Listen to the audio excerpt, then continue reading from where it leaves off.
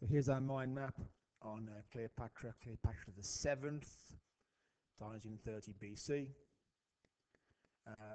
Let's start off with Alexander the Great, the king of Macedon, conquers the Persian Empire, including Egypt, before his death in 323 BC, 300 years before all this. When he dies, one of his diadochi, his generals, a chap called Ptolemy, a Macedonian Greek, he grabs control of Egypt and he rules it as pharaoh until his death in 283 BC. His family then rule Egypt for the next 250 years. They're what we call the Ptolemaic dynasty. Cleopatra is the last member of the Ptolemaic dynasty, a group of Macedonian Greeks who ruled Egypt. They definitely stay Macedonian Greek because to assure the succession goes smoothly, this family only marry and have kids with other family members.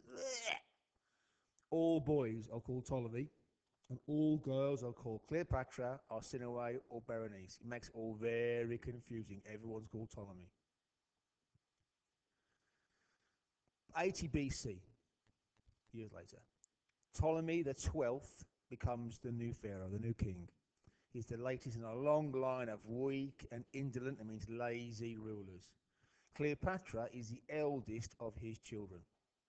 When he is deposed in 57 BC, she might have accompanied him to Rome to ask for help. Here he is,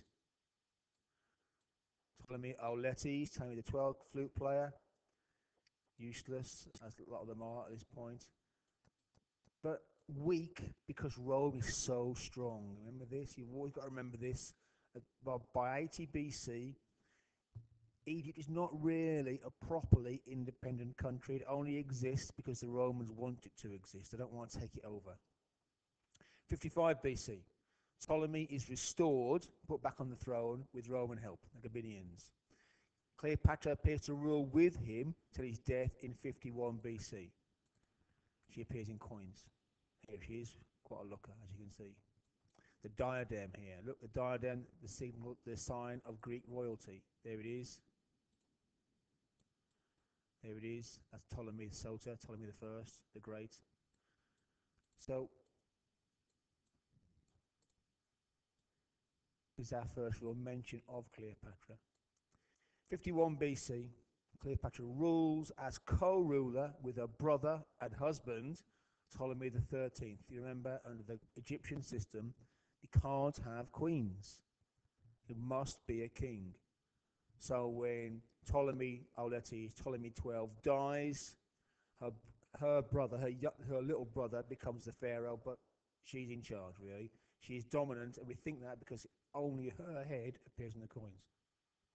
2 years later, 49 BC, Ptolemy takes charge of the coup. She's forced out. She has to flee. Ptolemy, with his advisors, take over. She tries to get an army together to retake the throne. Not very successfully, we think. But it doesn't matter because a year later, the Romans get involved seriously in Egyptian affairs. Ptolemy murders Pompey the Great. Great Roman general who's fleeing from Caesar arrives in Egypt, 48 BC. Ptolemy, to suck up to Caesar, cuts off his head and gives it as a present to Caesar, thinking, oh, this will work. Caesar will love me now. Caesar is ambivalent at best towards this. And the story goes, Cleopatra has herself smuggled into Julius Caesar's chambers in the rug. They become lovers, and Caesar makes Ptolemy and Cleopatra co-rulers again. Ptolemy's not happy by this, and because Caesar's only got a small force, he tries to attack him in Alexandria. It's referred to as the Alexandrine War. A year later, Roman reinforcements arrive. Ptolemy XIII loses and he drowns. Caesar makes Cleo ruler, along with her little brother and new husband, Ptolemy XIV, who doesn't really appear in our story at all. He's not mentioned virtually at all. Cleopatra and Caesar have an affair. They go on a Nile cruise, they're away for months, and in 47 BC, Cleopatra gives birth to a son, Ptolemy Caesar, known as Caesarion, which means little Caesar. His name's Ptolemy Caesar. Caesar travels back to Rome to cement his position as dictator. In 46 BC, Cleopatra follows him. She's going to Rome because she wants the Senate to acknowledge her as the ruler of Egypt. She's not truly powerful. She needs Romans' approval. She needs the Romans to say she's their ally, so she goes there to get that. She's there for quite a long time, a couple of years, and she's there in March 44 BC when Caesar is assassinated. So now her lover, has gone. She flees back to Egypt.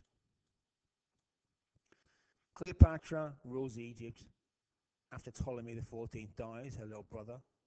She rules as regent for Caesarion. So Caesarion's now, her baby, he's now going to be the king, but he's the baby, so she'll rule. She's a regent. And she tries to pick the right side in the Roman Civil War. After Caesar dies, Rome descends into another civil war. And if you're Cleopatra, the important thing is picking the right side. You can't win. You can't beat any of these people. You just got to make sure you're friendly with the people who end up winning. And she gets it right. She sort of picks the second triumvirate. Mark Antony, he'll come up later on, Lepidus, and Octavian, the adopted son of Julius Caesar. They're the second triumvirate, and she gets it right.